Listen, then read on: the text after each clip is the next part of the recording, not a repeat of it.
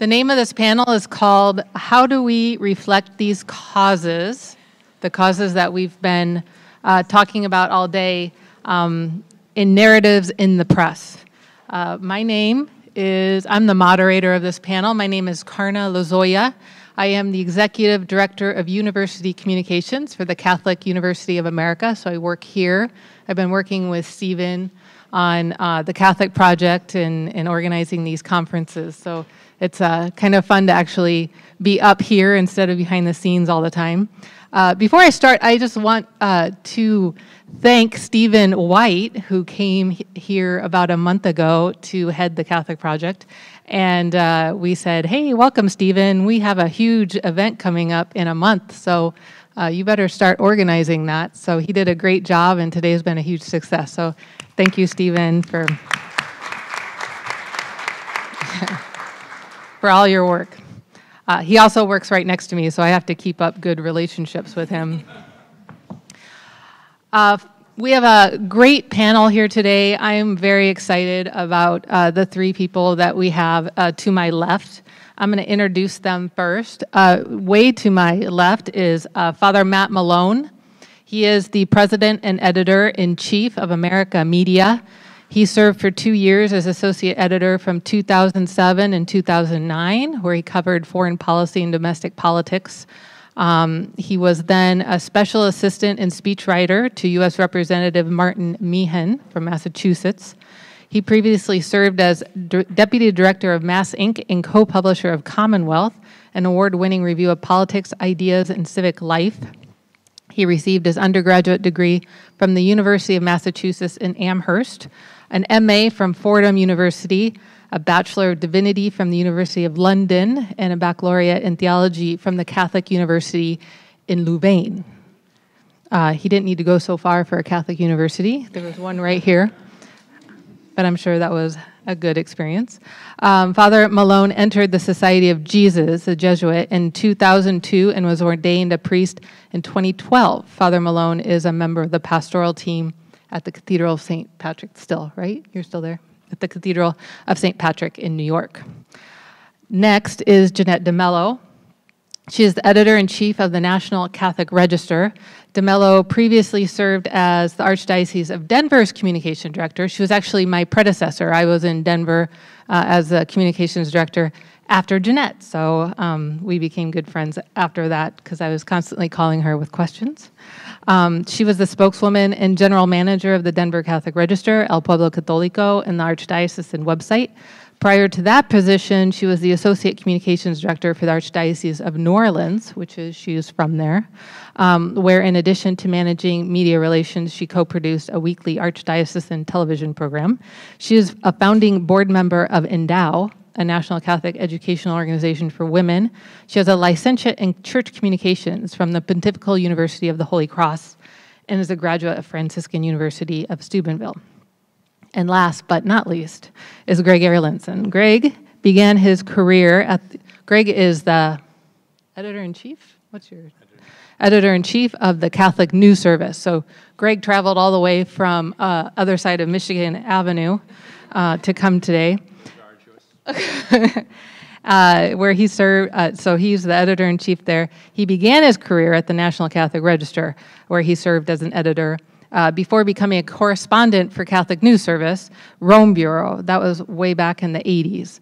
He also served for a brief time in D.C., here, offices in CNS, before leaving to join Our Sunday Visitor. And he started that in 1989, and he was there for 16 years as its president and publisher. Erlandson was appointed twice as a consultant to the U.S. CCB Committee on Communications and served as a consultor for the Holy See's Pontifical Council for Social Communications. He also was a member of the Vatican Media Committee, which eventually led to the creation of the Holy See's Secretariat for Communications.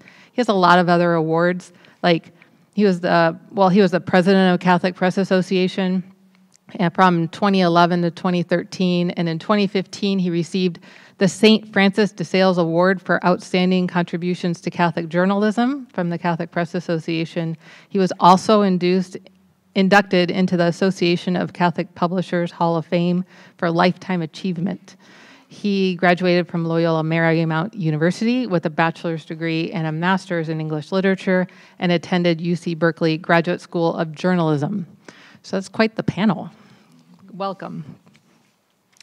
So the goal of this panel is to step back a little bit from the conversations we had today, throughout the day and over the last 9 months or so, and attempt to identify some of the key narratives that have dominated the media coverage of the sexual abuse crisis of 2018, and how these narratives have shaped our ideas of the crisis, what we think the solutions are, and how we feel even about the Catholic Church. On this panel are 3 editors of national Catholic media publications. Last November, we had a panel here, which was very good. It was a mix of journalists, Catholic. They were all Catholic journalists who wrote for both Catholic and secular publications. That was a really good conversation, but for this one, we wanted to speak specifically to members of the media who are working for Catholic publications. We think that is a very specific role to play in this current crisis. We also chose to invite editors and the editors-in-chiefs, and these are editors before you were chosen for their knowledge of the church, their long service to Catholic journalism, and their level-headed ability to think through issues and articulate arguments. So that's what we hope to see today. Over the next minute, I will be asking a series of questions to the panelists, and then we'll open it up to the audience for your questions as well. So there you go. That's our panel. My first question is I just want to go back to June 2018, June 20th, 2018, when that first news story came out. And maybe start with Father Matt down there at the end. And just take us through your initial reaction when you first heard of the accusations of sexual abuse of a minor by Cardinal McCarrick and the press release that had been sent out by the Archdiocese of New York, that those allegations were credible and substantial. What was your initial reaction to that story, and did you think that that story was going to become the sexual abuse crisis of 2018? Yeah, I think it was pretty obvious to me from the moment that story broke that it was going to be huge, and that we at America anyway, were going to spend the next 2 or 3 months talking about it. You know, I think that the difficulty that I saw in the months that followed was, you know, we had this news about Cardinal McCarrick. We had this, I suppose we might call it correspondence from Archbishop Vigano. And we had the report from Pennsylvania. And one of the things that really struck me as the summer became this summer of scandal was how different this was from 2003 in this sense. I mean, it's different in a number of ways, but as a person in the media, what really struck me was the presence of social media and the role that social media was playing in that summer. Because, you know, in 2003, people did not get most of their news from social media, and now they do. And the difficulty with that, as a general proposition, but certainly from last summer, is that there's a kind of radical nowness about social media. It conveys the impression that everything that you are reading about is happening right now. And we kind of had the perfect storm in the Catholic media in that summer, because we were talking about each of those stories, and we were talking about some things that had happened 50 years ago, some things that had happened 10 years ago, some things that were happening now. All of those timelines became confused in the public imagination. And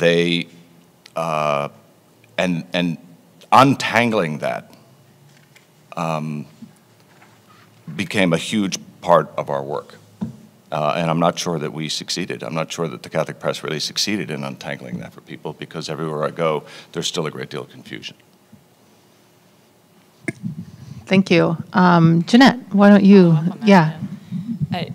you know, what you're saying is so true, and I talked a few minutes with Karna yesterday, and I kind of brought up a similar point, and it reminds me of just, I think last week it was, talking to, we work with a lot of freelancers, we work with a lot of writers at the Register, and I was talking to somebody, and the approach, something that they said was, oh, your approach to this is so 1990s.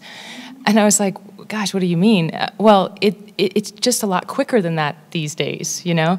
And it was really, in a way, my attempt to drill down deeper and to take our time to analyze something and to write it in depth. And that takes time.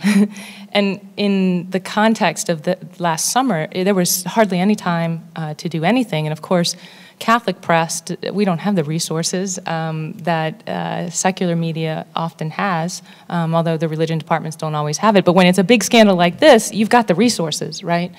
And so it was very difficult for us to figure out how to treat this with that in-depth approach and not just get caught up in the immediacy of everything. Do I remember what I was doing when I read it? No, I don't. You know, that day is not necessarily etched in my memory. You know, it was the middle of the summer, so in a sense, it was like, oh my goodness, here goes anything we might have planned to do strategically during the summer. This is going to take the entire year and many years, I think, to unravel everything that happened. And as Father Matt said, it was the succession of these various events that also just became a huge snowball. You know, I think we're still only beginning to untangle some of what you're talking about. I think you're starting to see some very important thought pieces coming out now that go back to the events of the summer, especially the grand jury report, for example, that help to put context and perspective into what happened during the summer. But honestly, my thought was this is the last straw for many people, and that was a very sad thought, that how all of this was going to affect, you know, our readers, but not only our readers, but our readers are very serious Catholics already. You know, they're very engaged Catholics already. But those who may be on the fringes, you know, those who Pope Francis always speaks of, how do we reach out to the people who are in the margins? Just how something like this affects those who are on the edges is really grave, as well as those of us who attend Mass regularly. I would echo them, and just with one difference is when the story broke, being here in Washington, I'd only lived here a couple of years, but the connection of then Cardinal McCarrick with Washington made it extremely visceral and painful for people. So many people knew him, admired him. There was, I think, a real sense of trauma. And throughout all of this, I think one of the sort of maybe under-noticed elements of this is how traumatic it is for people who have worked for the church. I think that as you ripple out, even talking to my family back in California, how they were understanding it and relating to it was not nearly as painful and raw as it was out here. And then how people who worked in the chancery or worked at the USCCB or worked for Catholic University tended to feel it even more. I thought that was something that was very dramatic. And in some cases, those of us who remember 2002, there was a real sort of PTSD feeling to it, like, oh my God, I can't believe we're going through this again. The social media comment is important because I think social media acts as an accelerant. I think that there is, when I look at particularly secular media coverage, it often has this kind of eternal present to it also. And if we look back at some of the intervening scandals, for example, 2010 in Milwaukee with the deaf school there, things that happened decades before reported with a certain kind of breathless urgency. And one of the most common comments you hear is, oh, hasn't the church learned anything yet, even though you're talking about something that's spans multiple decades of time. But social media is incredible. I mean, dealing with that versus how it was in 2002, and the pressure on all journalists to get something out quickly. At Catholic News Service, we were, we had the one experience with the letter from Archbishop Vigano. I was coming back from dinner in Washington, and my phone just lit up all of a sudden. But we had to verify that the letter was real. So as it was all heading out there and all of this reaction was taking place, we were trying to verify that it was a real letter, because truthfully, reading it, it could have been someone's, fantasy of what they would say was happening. And so it took us until the next morning to actually be able to confirm that the letter was real. Well, that's... by that time, that story was out of the barn and several miles down the road. But at the same time, if we had gone with it and it turned out to be false, that would have been completely unacceptable.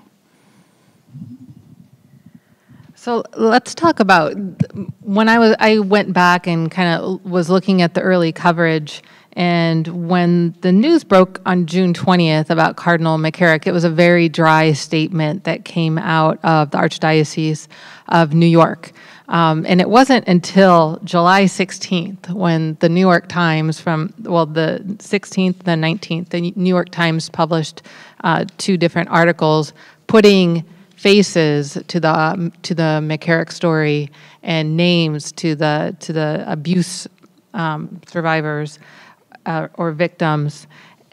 How did those news stories from the New York Times, I wanted to ask each of the editors here. Jeanette, you mentioned that Catholic media doesn't have the same resources as the New York Times, so they were the ones that really exploded this story in the middle of July. And from the perspective, I think, from me as an observer, and I was moving at that time, so I was not paying attention to media.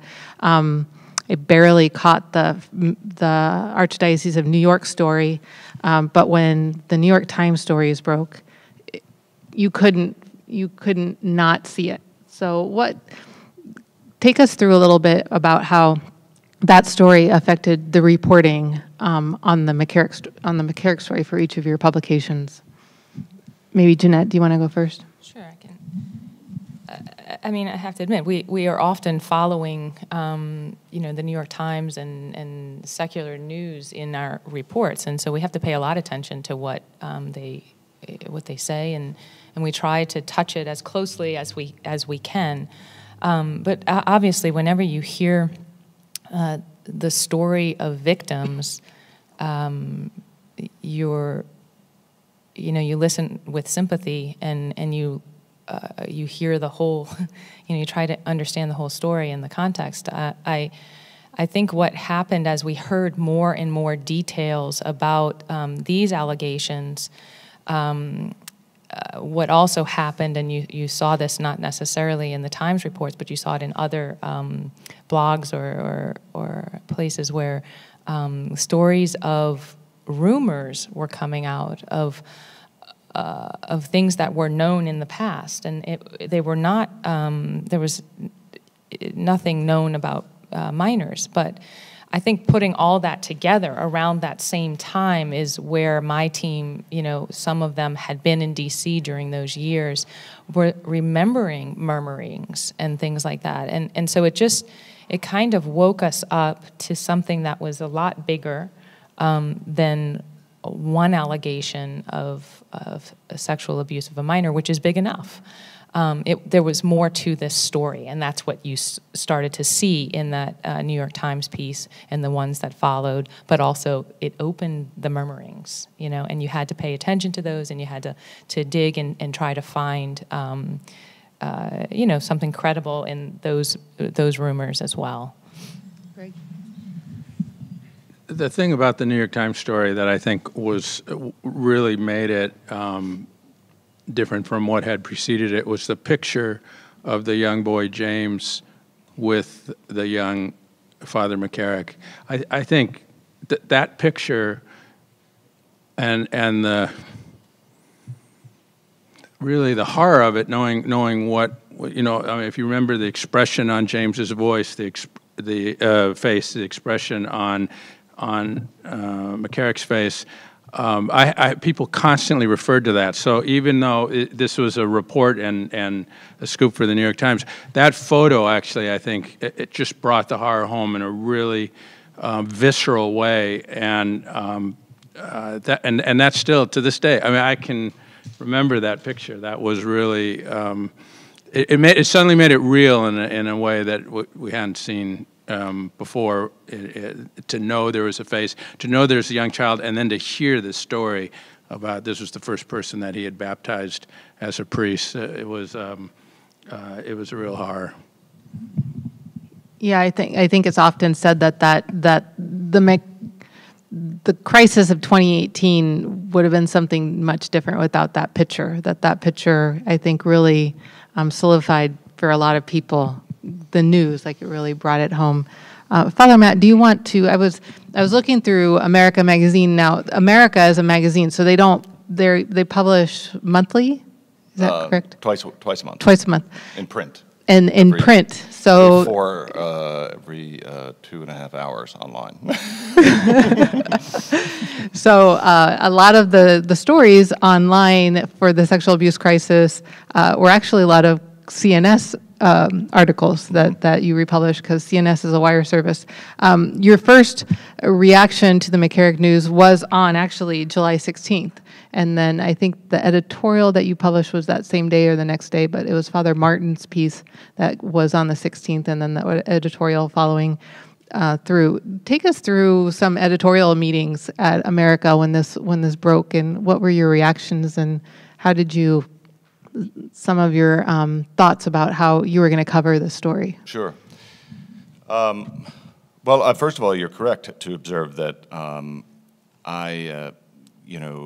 Jeanette and Greg are primarily news-gathering organizations, right? Yeah. And America is not primarily a news-gathering organization, though we do have reporters and we do occasionally break news, and our principal task is to analyze it and to provide context and so forth, to host a conversation about it.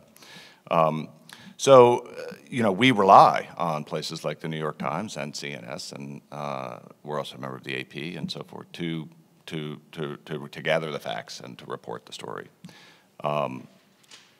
I think it's important, though, if we in the Catholic press are going to rely on the secular media for that, to break those stories because they have the resources to do it, that we also have to exercise our own skepticism vis-a-vis those narratives, because as we learned from the Pennsylvania grand jury report, what we were talking about in those early days turned out to be something very different later, when Peter Steinfels and others took a much harder look at things.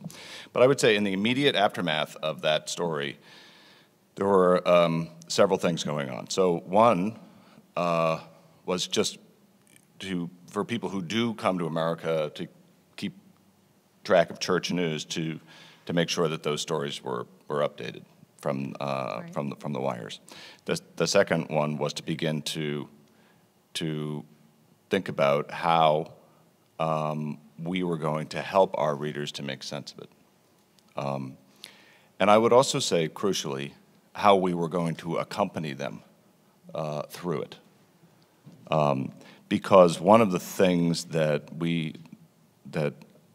I take very seriously in our work in America is that we are not just a media organization, we are a ministry. We're a ministry of the church, and we exercise that by not just providing news and analysis and conversation, but also by providing the spiritual resources that you might need in an event like that. And so we began to do that work.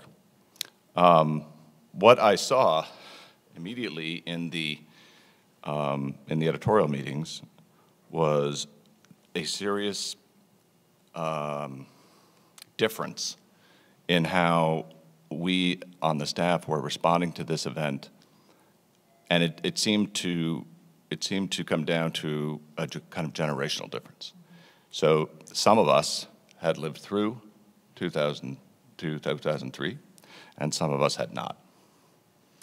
And those of us who had lived through it, this news left us dejected, sad, a sense of, here we are again, of living through this nightmare. For the younger people on my staff, for whom this was their first Boston, they were furious, right? They were enraged. And so just navigating all of that internally was tough. But essentially, in a moment like that, we function not unlike a newspaper in that we ask, you begin to triage and you begin to ask, okay, what can we offer here? And how can we add something without being a part of the problem? And most importantly, how can we walk with our readers through this experience? Greg or Jeanette, would you like to talk about, I like that aspect of kind of how your reporters reacted. Yeah, I mean, I was thinking it was the same exact situation. I mean, I think there's a definite generational difference in the reaction, and we're kind of split down the middle, actually. I would also say, though, that that response of sadness and here we are again, that my, the staff experienced, they weren't as angry, as the younger. My audience, though, was angry. That they were not as. I mean, of course, they were saddened, but we experienced the anger from the audience over this, and it was anger at the bishops. I mean, it was anger, angry that this was not fixed in 2002. So that was very vivid for me. But yes, there was a difference in the staff based on age. There was also a difference in their opinions on root causes. A very clear difference in their opinions on root causes. And so that enlightens our conversation, I think. It helps us to try to bring it all together and to speak to a fuller audience. And I'm grateful for that difference in perspective coming from different members of our team. Greg, I want you to answer next, but you were working in media in 2002. So could you talk as well, like how reporters differed in their reaction from 2002 and then now in 2018? Did you feel a difference in the newsroom? Well, we have a very seasoned staff at Catholic News Service, so we just went straight to despair. And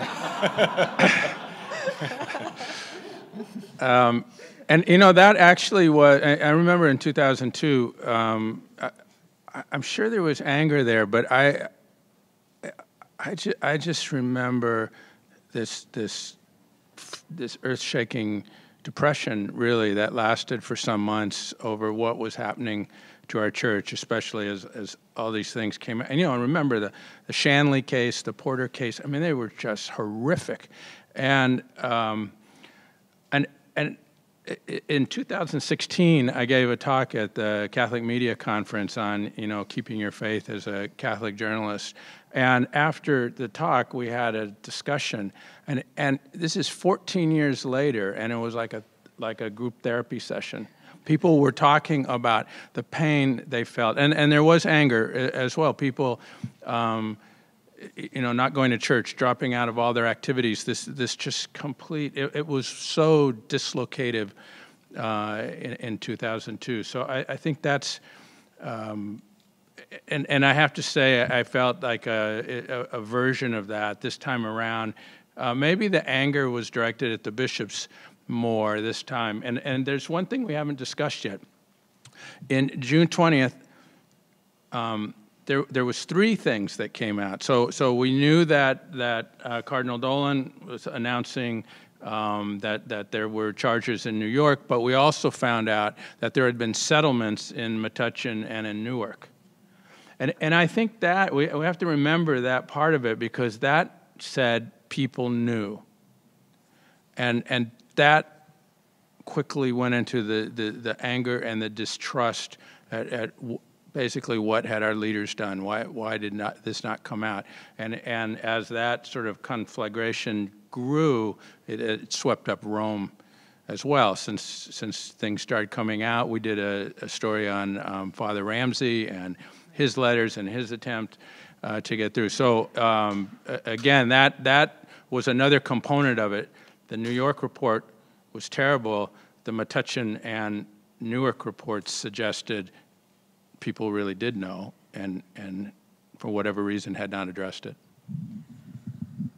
So in the wake of the grand jury report so that was August. So this all started in June, and then July were the New York Times reports, and then August 14th is when the grand jury report came down. And the details of that report we're not going to go through again, but you can all remember your feelings and what went through your head when you were even just looking at the news reports. It was just awful. In the wake of that, I feel like the reporting just kind of went crazy for a little bit. It was just kind of all over the place.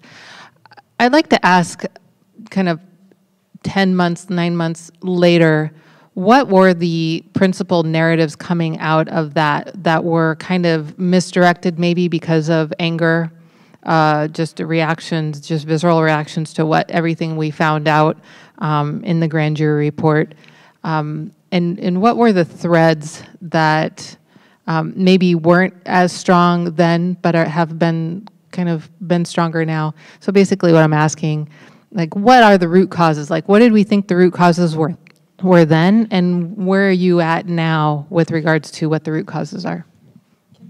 Can I just, I'm going to go specifically to the grand jury report, and you mentioned the piece that was in Commonweal. This was by Peter Steinfeld's, and it was a really great piece. I mean, it really needs to be read by everyone. It's the PA grand jury report is not what it seems, was the title, and the subtitle was, "It's inaccurate, unfair, and misleading." And he goes on to say just how irresponsible and unjust aspects of the report were.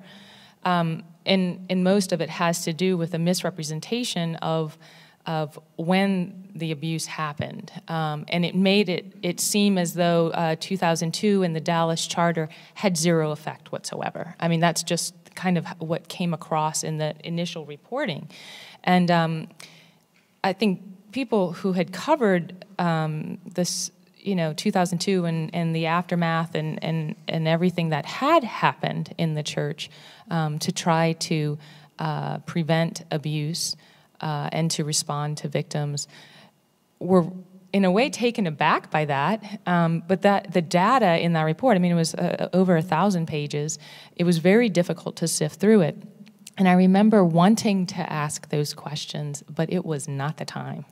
I mean, gosh, we would have really been shot at if we would have asked those questions then because of the climate, and that was because of McCarrick having happened a month before, or the revelations over McCarrick a month before. The climate was not such that you could ask those detailed questions and drill down, and it took a lot of time to drill down. I think now we're beginning to do that because it was not that those bishops in Pennsylvania had not reformed at all since 2002. A majority of what was in that report was previous to 2002. There were still abuses after that were not handled properly. But I think that needs to be stated in terms of one of the key narratives at that time that went amok. It was off, and it needed to be brought back. And it's only just being brought back in January and February now. There are many others, so I'll let you. Yeah, I think that's right. I think one of the narratives that we tried very hard to keep reinforcing was that the Dallas Charter seems to have worked, right?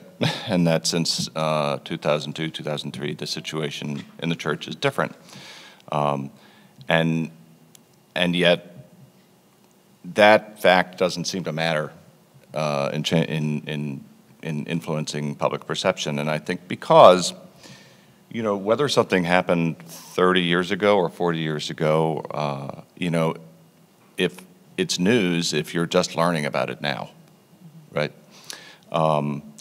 So I think Jeanette's right. Like you need to be clear. You need to clearly narrate for the reader the chronology of these events, but at the same time, you have to take seriously the reaction, right? Because it, you know, anger, sadness. These are the right reactions to this news, right? And there is in the attempt to make that to strike that balance, there was a lot of this pushback from our readers, from who would say, you're deflecting, right? You're deflecting, you're being overly defensive, you're defending them, you're excusing them, you're apologizing. And as hard as it is to push back against that, you really do have to in some way, because otherwise we're just going to have a lynch mob, right? And that's not justice and it's not mercy. So there, you know, getting that balance right is key, I think. The other narrative, I think, but I will tell you, though, that the Peter Steinfeld's piece, it keeps me awake at night. It really does, because, you know, first of all, it took him months to do that piece, right? And, you know, who has the resources to do that? And you know, as Jeanette said, I hope everybody reads it, but you know what? No one will, because that story's ancient history now, in terms of the news cycle. Right. Yeah. And it's probably about 12 pages long. Yeah, yeah, 12,000 words. But CNS did a brilliant summary of it, so we're hoping that at least some diocesan papers publish that. And I think this does underscore the importance of the Catholic press, both because it was the Catholic press that did that review. I mean, it was Commonweal magazine. It was Peter Steinfeld, who had served as editor of that magazine, as well as working for the New York Times. But he had the background, he had the chops, he had the time, he had the support of his magazine. And I think that's where we can see the importance of the Catholic press today, is that, yes, as Jeanette said, we don't have the resources that we'd like to have. Sometimes we don't have the support that we'd like to have. We can provide the context to a lot of this, and I think that's what we need to do. Surveys are suggesting that most Catholics do not know about the Charter. Exactly what Father said, it's just become ancient history. All that's vanished. They don't know that every diocese has a victim advocate. They don't know that every diocese has a review board. I mean, these are things that we're taking for granted. So it is true that, as the previous speaker said about complacency, but the bishops have the National Review Board as their scourge. Francesco Cesareo is the guy reminding them, hey, you can't take this complacent. That's an improvement. And there have been things that have been done, so we can't get, this doesn't mean that we let up our guard. It doesn't mean that the heat isn't on still, but we do have to remind people of what has been accomplished. The other aspect of all this is that all this was happening in the midst of an incredibly polarized political scene, and in which there is enormous populist anger, in which people are distrusting their leaders and institutions across the board, and the bishops just got swept right up in that as well. Well, since you brought it up, let's talk specifically about Catholic media. I think when people, first of all, I think Catholics don't read Catholic media as much as maybe would be helpful for everyone. But what are I'd like to talk a little bit about what the roles and responsibilities of Catholic media are in a crisis like this. So on one end, it could be, you could see yourself as kind of the bishop's bodyguard, where you're there to defend the church and protect its good name. On the other end, you're kind of really a thorn in the side of the bishops, but maybe in a negative way, where you're constantly attacking them and telling them that they're not measuring up. Maybe explain to me your personal or publications theory on, or philosophy or viewpoint on what is the role that Catholic media plays in these types of crises? Whoever wants to go first. Sure, go ahead. Not me? Okay. I was thinking of something as Greg was speaking about my expectation at the beginning of this whole crisis. And I expected the secular media to, after those reports in July, to dig even further.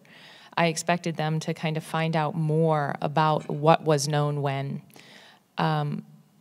I remember telling my staff, don't worry, this will come to light. I mean, because we didn't have the investigative resources to find that out. We try, and occasionally we are able to break something too, but we were looking for ways of finding out who knew what when about adults, about misconduct with adults and these settlements, and were there more? Because we heard rumors.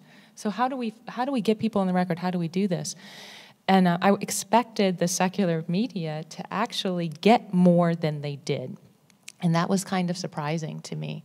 And so sometimes I think that it is partially the role of those who know the church very well, and hopefully Catholic media and the professionals who work in the Catholic media know the church very well and can know the right questions to ask to try and inform our audience. And sometimes that is what seems to be a defense of the bishops when we have to say that no, the Pennsylvania jury report is not completely accurate, and the bishops have done something. So sometimes it seems like a defense because we're getting at the truth because we've seen it, we've watched it, we know the church, and we know what they've done. And other times it requires us to push back on the bishops and say what more is being done. And one of those areas was in the area of seminaries. What's being done in the seminaries to take care of those who have been harassed within the seminary setting? Are there proper responses and all of that? That was a question that we were trying to ask. That was a question I think America was also trying to ask. That can appear very aggressive to the bishops and to the seminaries, but it's a question that must be asked in this context. So, those are two examples of practical examples of what we have to do day in and day out. The Catholic media love the church. I mean, our primary role is to lift up the church in some ways, is to help the church be who she is.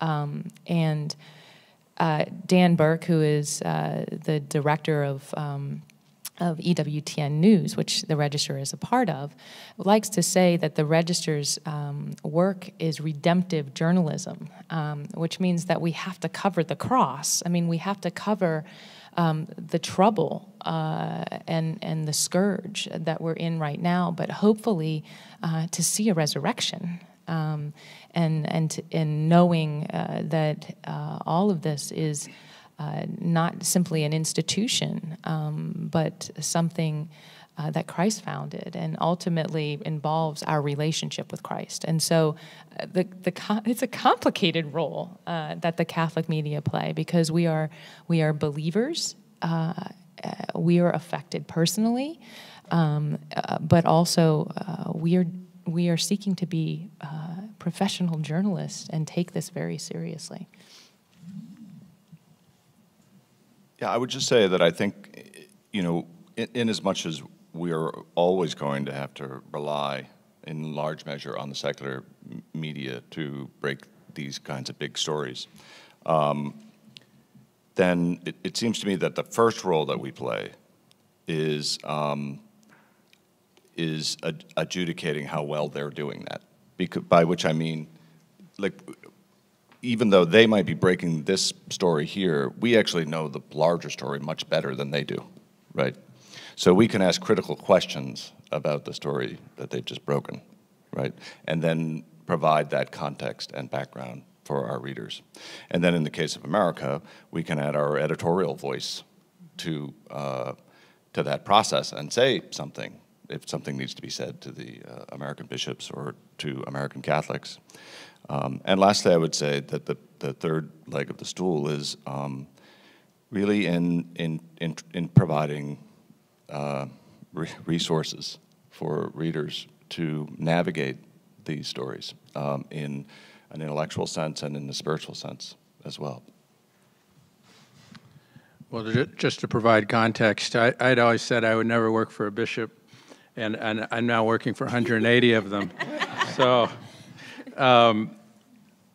so yes, that reflecting on what the role of the Catholic journalist is, I think it was in 2013, Matt, when you did the editorial on America, or maybe it was earlier, but yeah, and you said we're Catholic first and then a journalist was one of the lines in it that I've always remembered.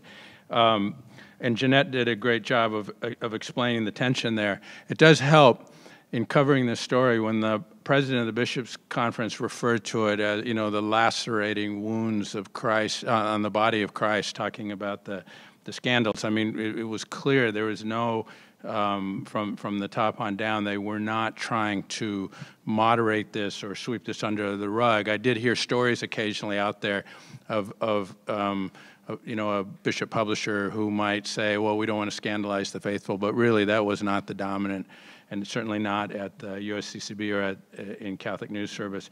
And as a news service, we were reporting what's known primarily, what are the facts. That means sometimes we're not able to break it because we need to confirm that it's real, but on the other hand, we do believe that ultimately the truth is going to set us free. And when we're in a situation where the church needs more accountability and more transparency, I think actually Catholic media can provide a real role, and I see Catholic News Service as providing that role as well. And we're also very conscious that we're serving other Catholic periodicals like America and other Catholic news outlets, not just in this country, but around the world. So we really want to get it right. But I think that's clearly our mission, and in some ways, this is what we're called to do at this moment in time.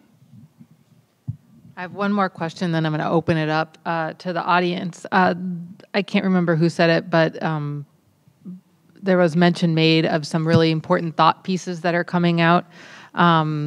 What are those?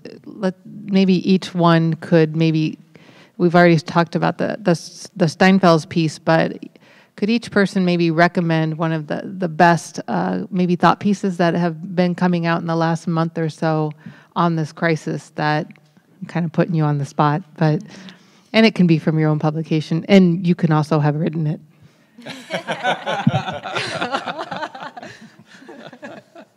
Brilliant.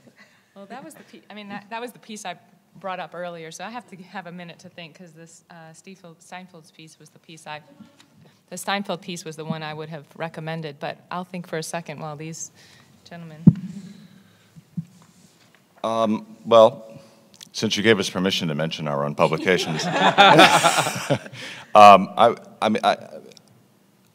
one of the questions that I'm asked a lot, usually in a pastoral setting, but in all kinds of places, is why stay in the church?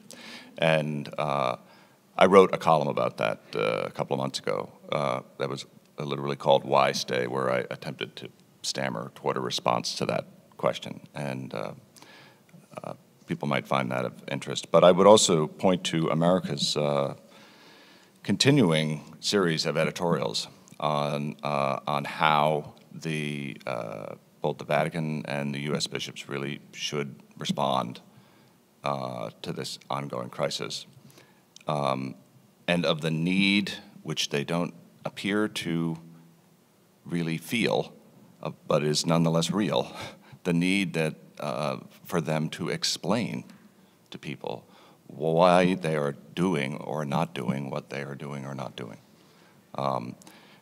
Because, for example, I mean, it is the tradition in the Vatican that you accept the resignation of a bishop and without comment. But it's happening within, today, these days, it's happening often within the context of a story that's precisely about this issue, right? And so I don't, I have faith that the right decisions are being made and the right inputs are going into it, but that all that has to be surfaced in some way for people. Because if you don't, then the media environment abhors a vacuum, right?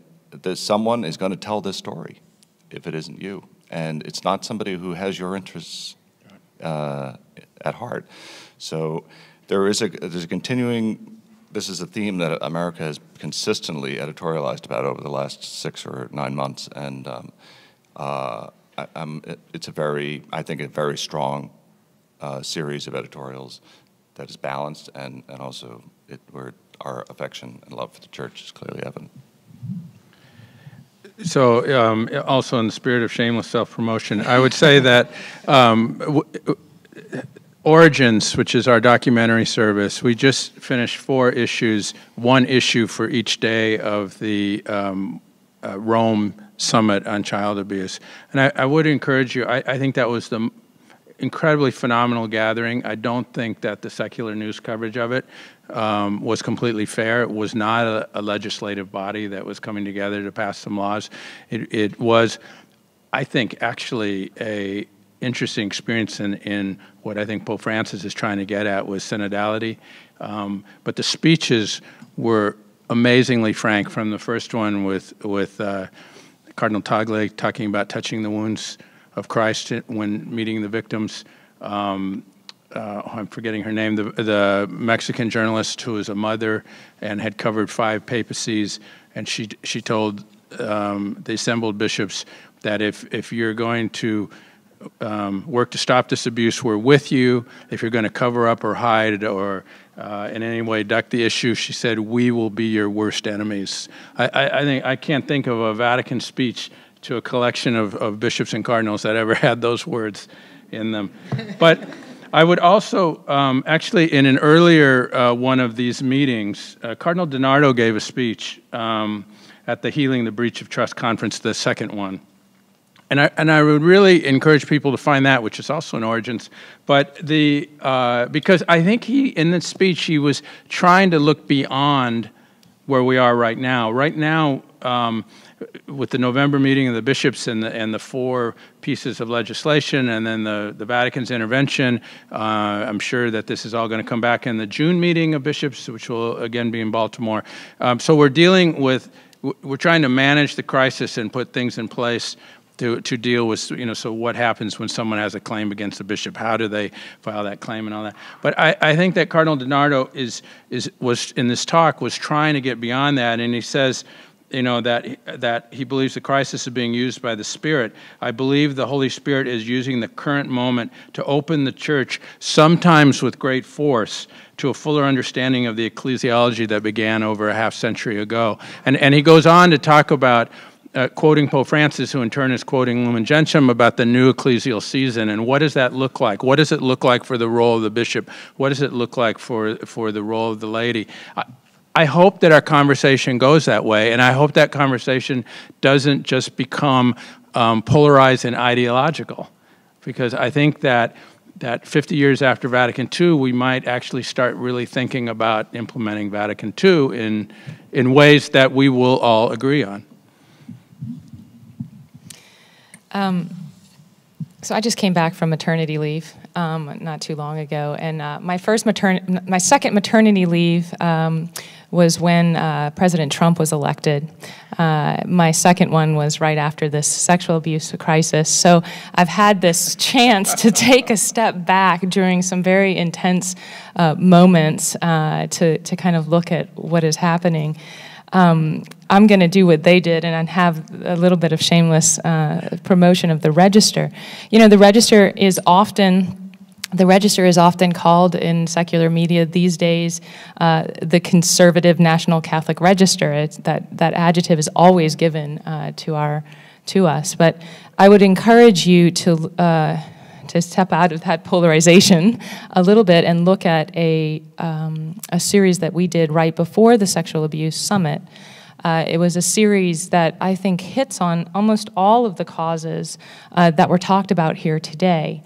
The root causes of the sexual abuse crisis. Many people will say, oh, the Register is constantly covering homosexuality as the root cause. I would qualify that as active homosexuals who are living double lives. That would be what we want to look at. But this series on the summit, the sexual abuse crisis, touches on all of the things that we've talked about today, because they're all very much factors in what the church is experiencing and need to be looked at with greater analysis and depth. Some of the people that are a part of that series are Cardinal Napier, Cardinal Mueller, Marie Collins, who is a sexual abuse survivor. We have often Father Roger Landry writes for us. I don't know if he was a part of that series, but he has a wonderful piece recently on the spiritual fatherhood that is so lacking in our church right now, and is what is needed in many ways to remedy the situation. We had a story during the summer, right after the McCarrick scandal, and it was about Honduras and a problem of homosexuality in the seminary there. And there were seminarians who had written to us, and one of the things that they said to us is that we are in the womb of the church. We are unborn priests in the womb of the church, and we are crying to you for help. And they were saying, go to what the church teaches, because everything that is already needed to remedy this crisis is already within the doctrine and the teaching of the church, which really goes back to the gospel. And so I really encourage you to try to take a look at our site and look at that sexual abuse summit symposium that we did that addresses these root causes. And there's my shameless self-promotion. Well, since we're all self-promoting, the Catholic Project has a website that we just launched today, and there's a section called resources, and there we're going to start kind of bringing in, I'll probably include what you all have mentioned here today, different resources so you can kind of see some of the latest thought pieces. We really want to focus on commentary, some of the latest commentary coming out, just to help people keep up to date on what's going on. All right, at this point, I would like to open it up to questions from the audience. What kind of questions do we have out here? Who has the microphone? Matthew? Okay. I think, yeah. Thank you very much. Thanks to all of you for being on the panel. I thought the questions were excellent, by the way, and thanks to all of you for your work in Catholic media. All of you are also at publications that do significant original reporting, which is of high quality and very much needed. I preface this with compliments. Because I too have a question to ask about something that concerned me with respect to the Register and the way that the Register was involved in breaking the story of the Vigano letter. The Vigano letter was broken intentionally by Marco Tosati, who was involved in drafting the letter, intended that it be broken on the final day of the Pope's trip to Ireland, when he would be about to get on his plane back, and that was why the various translations were done, and LifeSite and Ed Penton at the Register premiered it at the same time. So my question has to do with ecclesiology and the ecclesial responsibility of a Catholic publication. I understand that in journalism you always want to be the first to get the story, but there was a big story going on in Ireland with the healing of the Irish Church that was needed from Pope Francis, and I know of at least one Irish journalist who's shared that there was anger in Ireland over the fact that certain American media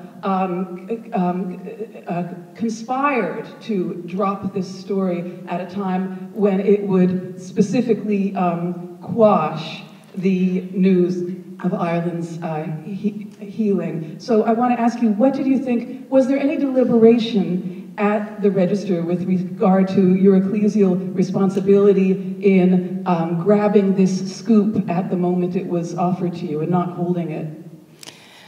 I don't think that if we held it, it would have prevented the onslaught that happened after. Was there deliberation? Absolutely, because of the gravity of what Vigano was presenting. I mean, did we know that it was going to be dropped then? Absolutely not. Did we conspire in that? Absolutely not. Edward Penton did not conspire. He was, in fact, just coming back from Ireland the day before. So it was not a conspiratorial thing as it had been reported about us being involved. But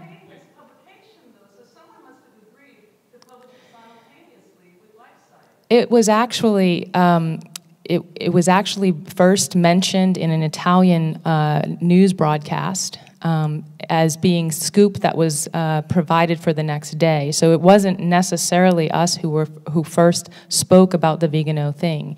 It actually happened first. It was not intended to be published in that way. So my first knowledge of the Vigano testimony or letter or whatever you're supposed to call it, as Father Matt said earlier, my first knowledge that he was developing this testimony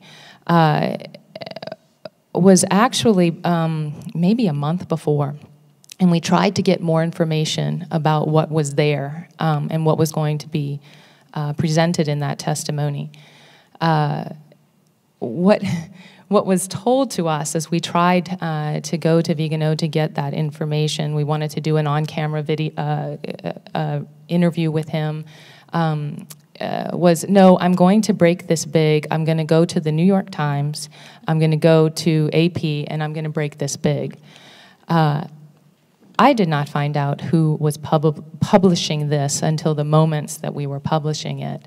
And so it was not a, as, for our part in it, conspiratorial as it may appear. Do I like the way it came out? Absolutely not. Would I want to do it that way? Again, absolutely not. I think it was an important piece. I am glad for the work that had been done to break down what was put there. And you know, Greg, your staff contributed to following up on some of those threads. The way the Holy Father responded to that was, journalists, do your work. Is it there? And I think that journalists have sought to do their work in that. Putting it out there was a way of catalyzing that, nothing more. Other question?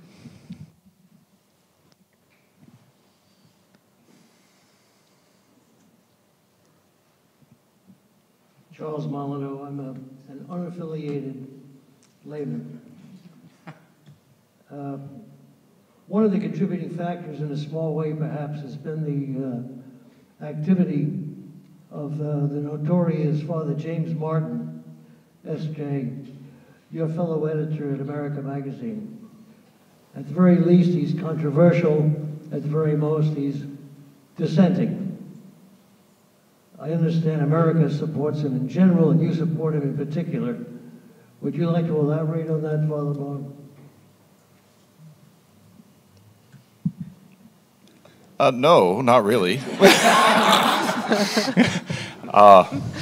I do support him, and I imagine you're referring to his most recent book, which is endorsed by the prefect of the dicastery for the family, and it's been endorsed by cardinals and archbishops, and has the imprimatur of his religious superior.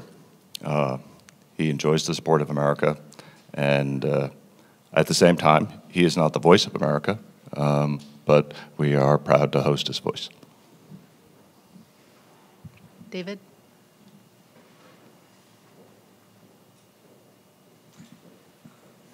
I want to thank you all for the comments, as seemed clear to me from the last two questions, one of the challenges is in the Catholic media must be that the narratives that are deployed by people tend to be aggressively hostile towards other Catholics. Let's put it that way.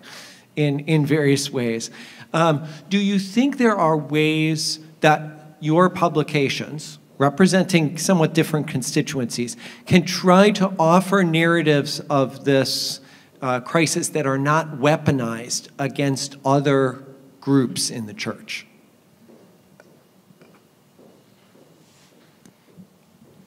I would just say, I think that this day is a good example of how to do that, because I've taken part in a number of these symposia and conferences talking about this issue, and all of them have had something valuable to contribute.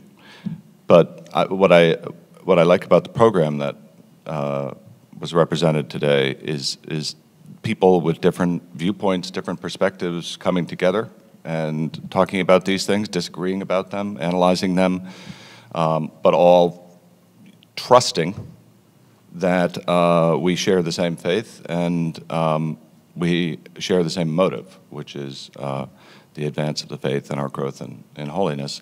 And that is the critical piece that is missing from the public discourse, because the public discourse is rife with motive questioning, right? And in as much as the Catholic discourse, the ecclesial discourse, looks very much like the public discourse, then we have failed. And when we fail at it, it's a much more grave matter, because the church is meant to be the instrument of humankind's reconciliation.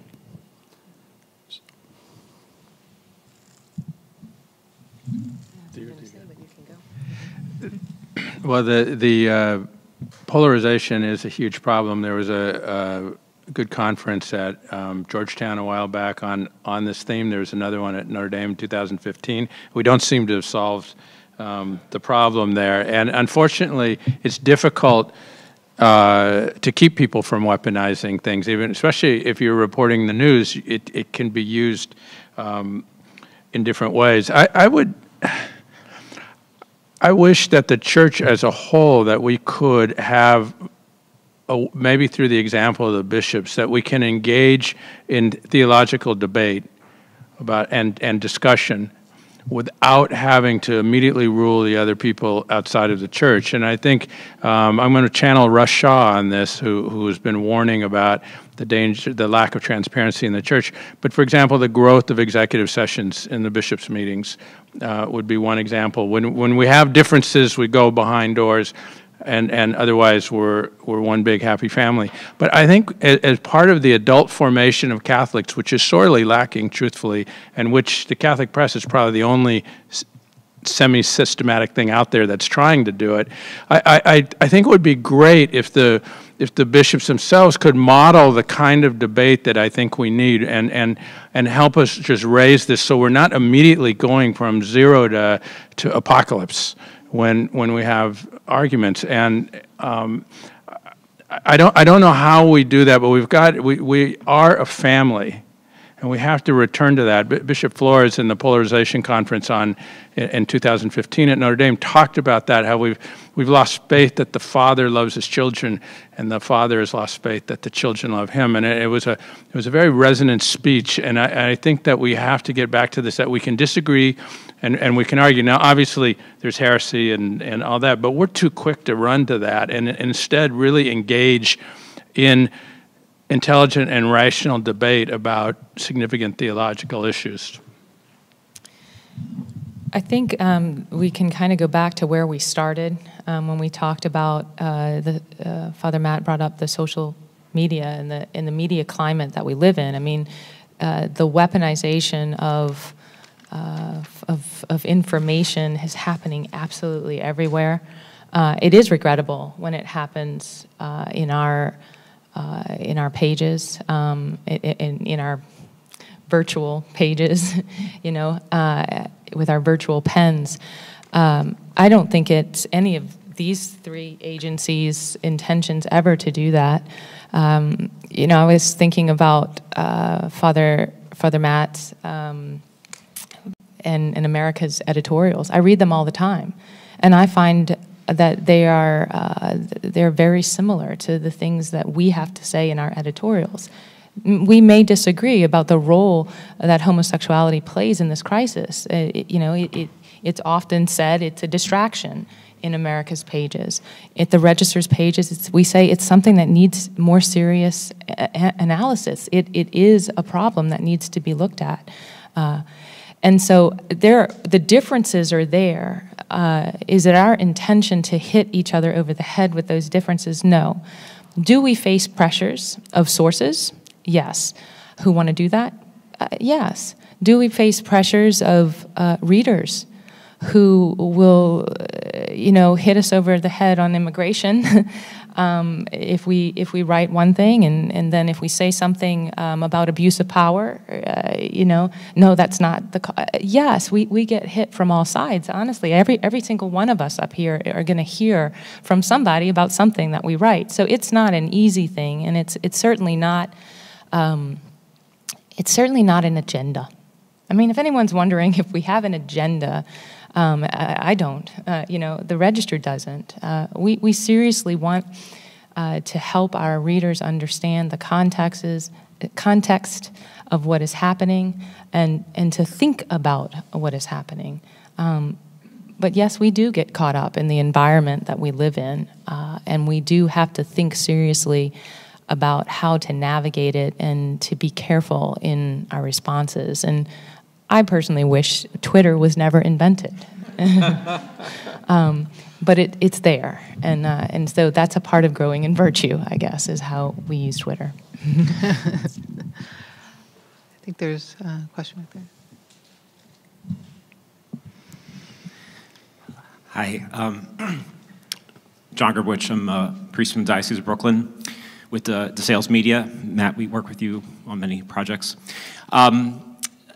First off, I want to appreciate a great panel, and Matt, I appreciate what you said about the timing issue with all these stories and things like that of reporting things that happened 50 years ago compared to what's happening right now.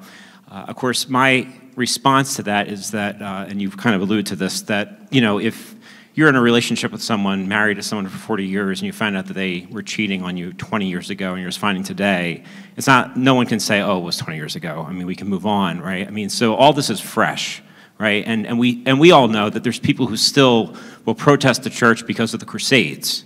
And so it's not as if, time distance will somehow, heal people's perceptions of the church, right? But that being said, I think the other problematic thing that I face is that really, being like kind of coming of age during the JP2 Catholic years, there was this great thing of like rallying around the Pope or rallying around church leaders because we looked up the bishops as having some type of, countercultural presence in the world. And like for me personally, as I got older, I'm like, I don't even really care what the Pope or the bishops say at this point, and I'm just like, because my faith is not in what they're saying. And I think that right now, I can't like go to a particular figure in the church and say, this person is the guy who's gonna like be the one who's gonna have the saving remnant, for us or something like that, right? So there's like this whole thing where you cannot even rest on any ecclesial figure for some type of guidance right now. I mean, it's just completely shot, right? So the thing I keep on saying to our people at the sales is like, well, can we go to the stories that can give witness to authentic lived Christianity happening right today? Like, what role does the press have today of not just kind of giving a narrative to respond to the scandal, but creating a narrative to show this is where authentic lived Christianity, authentic lived Catholicism is happening. I spent lots of my time, at monasteries, for example, and I think it's a very countercultural thing. It's something that I talk to people that they're fascinated by, even in the midst of all this, because it seems to be not in the mainstream church, right? I spent a lot of time at the Catholic Worker Movement. I spent a lot of time with the Missionaries of Charity. These are people who I think that the press, you got to bring these guys out. Like this is where the new narrative can be. We don't have to always be on the defense. We can be on the offense because there is authentic lived Catholicism, Christianity happening right now. We're not just all like just in panic mode, right? I mean, we're going to live radical. There's going to be people living radical lives. There's going to be new Dorothy Days and Thomas Mertens. what role do we have, and I'll put myself in this, to kind of get that story out, like right now? Thank you. Absolutely. We just Can we get a couple short answers? Sure. I'm going to get one more question. We just had a staff meeting 2 weeks ago at the Register, and I was basically asking the same question to our staff. Where are the stories that will bring hope, and the people who are living their lives on the ground? And so I 100% agree with you. Thank you. So I'll be the other side. I think it's true. We need missionary witnesses. We always need missionary witnesses, people who live the faith, and I think we're attracted to those people. So I don't disagree with that at all. But we are an apostolic church, and I think the threats, this sort of delegitimization of the bishops, and even worse, the delegitimization of the Pope, are very serious.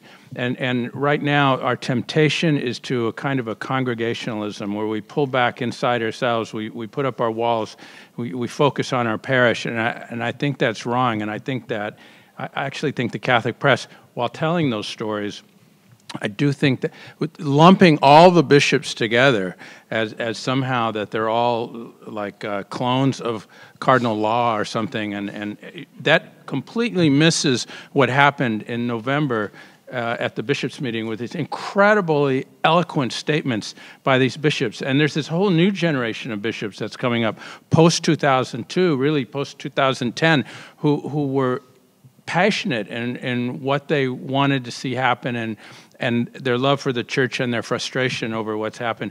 I don't think we back away from that. I think we need to affirm that. And I think the threat, my problem with the Vigano letter is that it was an epistolary coup that was attempted. It was that the Pope should resign. That was, to me, unforgivable. And I think that we have to resist that. That doesn't mean we have to bless every single thing the Pope says or that the bishops say, but we're not being Catholics if we just throw all that away and say we're gonna feature the Catholic Worker House that's doing some great work. I think we're more than that. Yes, just quickly, I think it is it's very important to tell the whole story. That's what journalists do. And what happened on June 20th in the church, a small part of what happened on June 20th in the church is what we've been talking about. But,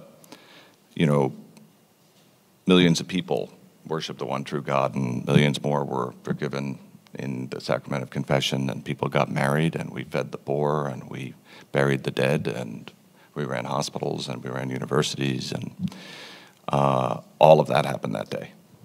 And there is a place for critique, for respectful critique, for investigation, for reporting. Places like CNS and the Register do it well, and there is a place for that. It's a vital role of the Catholic press. But the other thing that we can do is tell the story, those very stories that you mentioned. I'm happy to say that in America we just launched an initiative that's called The Good News. And it is our editorial attempt to surface those stories for people.